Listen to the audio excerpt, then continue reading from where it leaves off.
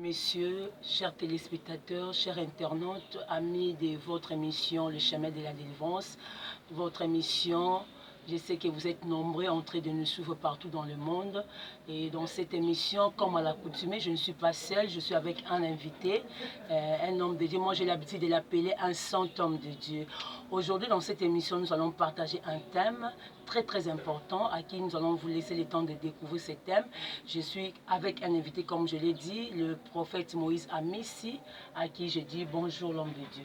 Bonjour Maman Cynthia et bonjour et bonsoir aux téléspectateurs qui sont dans le monde en train de nous suivre. Que l'Éternel vous bénisse et j'en profite aussi de présenter les vœux et les meilleurs à tous nos téléspectateurs de cette émission, Le Chemin de la Délivrance. Merci beaucoup. Dans cette émission, nous avons un thème très important que nous sommes en train d'exploiter, le phénomène mari et femme de nuit. Et nous savons que vous étiez très nombreux en train de suivre, vous nous avez écrit par vos mails. Et nous vous disons merci à tous nos téléspectateurs. Je sais que vous êtes toujours nombreux en train de suivre cette émission, toujours dans votre chaîne que vous aimez beaucoup, Moïse Amissi TV. Et dans cette émission, aujourd'hui, nous allons partager d'un sous-thème très important, les portes d'entrée. Nous savons que chacun de nous, dans notre vie, nous avons eu à découvrir beaucoup et sur nos vies et sur notre vie chrétienne. Nous avons eu le temps de partager beaucoup de choses. Et l'homme de Dieu, il va nous expliquer qu'est-ce que les portes d'entrée dans la vie. Merci beaucoup. Nous sommes toujours dans ces sujets que nous sommes en train de parler sur les maris et femmes de nuit, le phénomène des maris et femmes de nuit. Et si nous parlons aujourd'hui sur les portes d'entrée des maris et femmes de nuit, c'est parce qu'il y a certaines personnes, ils ont beaucoup de choses par rapport à leur vie, ils ont rencontré beaucoup de choses et des choses dans leur vie. Et aujourd'hui, nous allons essayer un peu d'expliquer les gens, les portes d'entrée, parce que les portes d'entrée, ça vient dans plusieurs voies. Et souvent, il y a des gens qui ont l'habitude de regarder des films pornographiques. Et à ces moments-là, il y a des gens qui sont vraiment accros dans des choses pareilles. À un film pornographique, à tout moment, ça peut aussi être des portes d'entrée. Parce que des portes d'entrée, là, lorsque vous ouvrez des portes d'entrée par rapport à cette voie des films pornographiques, soit des vidéos sodomiques, soit des photos sexy, ça peut encore endommager votre vie. Et cela fait en sorte que les maris et femmes de nuit siègent pour pénétrer la vie d'une personne par la voie des films pornographiques, soit des vidéos sodomiques, soit des photos sexy aussi. Donc c'est un peu ça, si on peut peut-être parler de cette manière-là. Chers téléspectateurs, vous êtes belé, en tout cas émission tous bilingue. Papa Obi qui est dans le film pornographique, mais papa par rapport à la mondialisation de l'eau, c'est qu'on stopper par rapport tout le monde même à en Zambie, bana photo, tout le monde na téléphone, ils ont photo moi sur la télé, mais la carte téléphone, ils ont la photo moi si moi qui toko, oh ya c'est la télé na carte téléphone, papa Obi par rapport à phénomène tout le monde, Obi qui banzela ba porte d'entrée, tout le monde a film pornographique, sodomique, autrement donc le bien wana, mais tout le monde bana Zambie, bana ba photo ya bateau ba yebité, soi-disant star, à téléphone pour le bien par rapport à faire. Merci beaucoup maman. Par rapport à porte d'entrée à mari et femme de nuit par rapport à film pornographique. Un chrétien, tant aux ancres na kati ya babiloko wana kotalaka bafilme pornographique eza déjà porte ya mari de nuit kobendela yo mari soit femme de nuit ekokomela yo difficile pour que mari de nuit bakende balongwa na kati ya nzoto ezaka na voie ya baprière nde balongwaka nde mosala wa biso tosalaka yango tolobaka na bato plus 243 81 0047 211 soki bato babengi na numero wana bakozwa biso na whatsapp tokooriente bango na prière na ndenge tolobeli mpe bavideo sodomique wana eza na bato lelo neti lelo internet ekomi kaka video ya Mutakala, les gens aiment regarder. Ce qu'on moni Mutakomi même mata titre kaka oh non, Mutakala y a telle personne, oh Mutakala y a telle personne. Vous allez voir que les gens chercheront à regarder beaucoup de vies. C'est aux hommes on a une porte d'entrée où ils permettent tant article dans la vidéo sodomique ou ana effondré maman comme mari de nuit. Femme de nuit, bazoya même dans la photo sexy vous allez voir même un chrétien, il a toutes sortes de couleurs, il y a bazoto, il y a basi. Ya pembe, ya ndundu, ya mondele, nyonso eza wana. Tant que tozotalaka ba image, ça peut ouvrir des portes. Donc, ils ont pratique, vous devez arrêter avec ça parce que ils ont coupé ça. Les hommes dédiés Moussala ya Makasi. Les locaux là, tout le monde a visité. Moi, si mon boyo, tala inanzela, ba vidéo sodomique, soit ba film moko, soit ba photo moko, comment vous faites tout avec lui. En tout cas, donc, avoir l'esprit à mari ou femme de nuit, la vie à Moutezano, le roi malédiction. Est-ce que moi, ma camion, ce qui est les bosses, aux allocs, on tourne à bout tout, maman Cynthia. Aux allocs, on tourne à bout tout, naïbi qui vous a belé, et je salue encore mon réalisateur Cédric, naïbi qui a vraiment, il est toujours là, prompt à prendre les images, papa.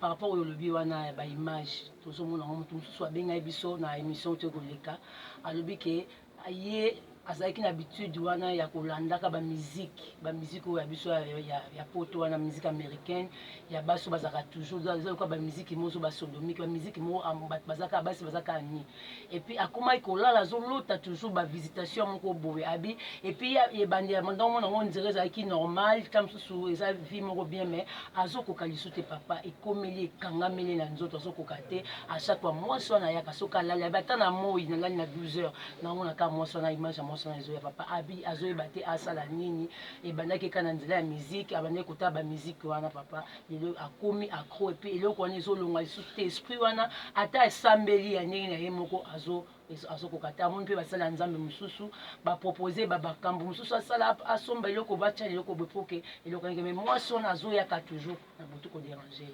Merci beaucoup. Quand on est bananzela va voir la musique, on a pesa la porte d'entrée, il y a mari femme de nuit. Ndeko wana wa comme déjà na itawa na ubi sota moni bande basala nzambe ya lolenge na lolenge pour que ale kana délivrance et simbité. Si il peut nous contacter plus 243 81 00 47 211, nous utilisons le WhatsApp.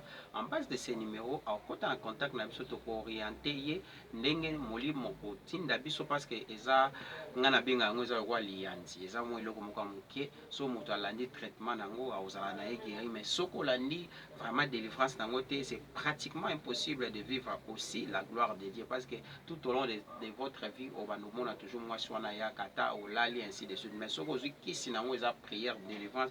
En tout cas, maman, c'est à cette personne-là à cause de la femme délivrée. Moi, c'est un engagement dans le sous moi qui assez concerne même ma dot. Moni ba dot yo ba pape saka o eza réglé te moto si sa dot te akia bali moi si me ba vandi na ba bandi botaka bana dot on eza réglé te si la te famille na ba miracle benda rape ba mari de nuit. Ba kozala peut-être batindeli moi si mobali moko ya butu parce que mobali wana ya moya silisa mbongo te akomi kwa kutungisa mwasi akomi kwa kutungisa mwasi et puis komi kokotsa ba compréhension jusqu'à ce que vous allez voir que libala aneza yako ya kobeba mais en base à ba prière nous sommes là pour aider toutes ces familles pareilles. Papa, merci par rapport à autre na mutumso pa benga biso support tozo ba pele belé bandeko belé na bi ke bino bolanda biso na France on a biso na Belgique on a biso na Canada partout dans le monde na bi bolanda émission bolinga émission na bino mingi toujours avec l'homme de Dieu le prophète Moïse Amisi papa bazo likambo Italie abi ndeko mo abenga biso abi ke ye abasana par rapport à coutume na bango ezali papa ne mtu ayaka kobala mwana liboso oya kobala papa nyemta kopesa mbongo libala mwana kopesa eloko te mais ntango ake libala wana à chaque fois ye azotaka kaka papa bokilo na ye wana na place ya mobali namonaka papa bokilo est-ce que par rapport à d'autres wana ndeko wana abi azoyeba te ye ayokaka so mposa mobali ne te mais bango wana papa bokilo nde basala libala aire nyonso te parce que jour ya libala moto ayaki kopesa mbongo eza papa bokilo par rapport à phénomène wana papa olobi nini libota nzambe bazonyokwama likambo ya ndeko wana moto abali ye papa bokilo mais papa bokilo yaka chaque jour na butu ye nde amonaka papa bokilo mobali na ye amonaka ete. Merci beaucoup Maman Cynthia pour cette révélation au euti nandela bandeko balandaka biso que au monde biso za chrétien lorsque tu veux faire quelque chose il faut osala moyo moko atande kuwana soki papa na ye apesaki mbongo aka kozwa mbongo wana etizango na ndenge mosusu parce que le fait déjà kobalela yo mwasi eza eloko ezolakisa ke mutu oyo apesi mbongo ye nde mutu abali soki azali na esprit malamu te c'est-à-dire ye mutu abanda kokonza neti papa wana aza na bamakambo na ye oyo eza ya molili ntango apesi mbongo wana mwana na ye croyant peut-être ke papa na ngai aki kobalela nga mwasi nzoka nde papa wana bali mwasi na ye moko donc eza baporte d'entrée porte ya mari et femme de nuit, c'est-à-dire cette fille-là ou cette femme-là na kati ya mariage moto abala ye spirituellement eza papa wana mais physiquement eza mwana wana. Papa nazo batango nyonso to bandeko wana bana biki wana mwasi na nga oza chéri na nga oza mwasi na nga mapesa misolo na ngai na balaka bindeko wana zo bate abi aboma komi pembeni même aboma libala papa ayebi te asala nini abi akomi pembeni aboma libala po à chaque fois papa boki abike ngane mutu na bala ngane yo ne mwasi na nga oza chéri na nga. Oui, merci beaucoup maman Cynthia. Par rapport à ndeko wana, la seule solution qu'elle peut faire, solution ezali kaka aluka biso basala nzambe, parce qu'il y a d'autres choses qu'on ne peut pas parler ici parce que télé ezala rapé na moi minute ebele 5 minutes plus 243 81 00 47 201. Soki abengi biso okota contact na biso tokoluka ndenge nini tokoki kokomisa na délivrance pour vivre gloire à Nzambe nde tolobaki ba mari et femme de nuit wana ba porte d'entrée nango eza nango linzaka oyo Nzambe apesa biso ngolu tobondelaka mpo nango Nzambe osala ngolu tokata quand même ba communication. Nous allons prier pour cette personne là et ils vivront la gloire de Dieu. C'est un peu ça. Papa si mosusu eza nini par rapport ya likamba porte d'entrée libota nzambe ezotungisama babi kaka bani bayeba papa ofungolela bango likambo si mosusu asuki eza nini po tongonga na biso ekomi kokende. Merci beaucoup basine eza ebele soki opermettre biso même na baémission mosusu tosala suite ya nini ya porte ya mari ya entrée les portes d'entrée ya mari et femme de nuit mais soki tokoki osukisa lelo mpe koza na système ya porte d'entrée mosusu eza mpe na banzela ya bacarinage bacopinage balesbianisme bavoi wana mpe emema mpe bamari de nuit ebele na bomo ya bato bandeko bakota na kati ya makambo wana bakoma komona lelo bamari présence ya bamari ou femme de nuit tosenga na bino kaka plus 243 81 00 47 211 so bobengi biso bokota en contact na biso tokobondela mpona bino parce que mari femme de nuit eza lokwa mbilakeli mabe eza botutu eza lokwa malédiction oyo okoki jamais kovivre gloire ya Nzambe na parcours na yo ndeko ozolanda biso na biki boza ebele bozosabone na chaîne na bino bolingaka mingi Moïse Amisi TV na biki boza ebele yo moto ozolanda so papa lobi ke mari et femme de nuit eza lokwa malédiction yo moto ozala na phénomène wana okangama na yango yebaki oza na bilakeli mais papa comme dans la coutume tozala na bomesono na suka ya émission na biso fosala mwa libonde mpona bandeko oyo bazolanda biso babiki papa tozala na besoin ya libondelo na libondelo quand même tomona na loboko ya Nzambe okoki kobondela mpona bandeko nyonso to balandi biso na bima oyo po tete bakoshite. Merci beaucoup.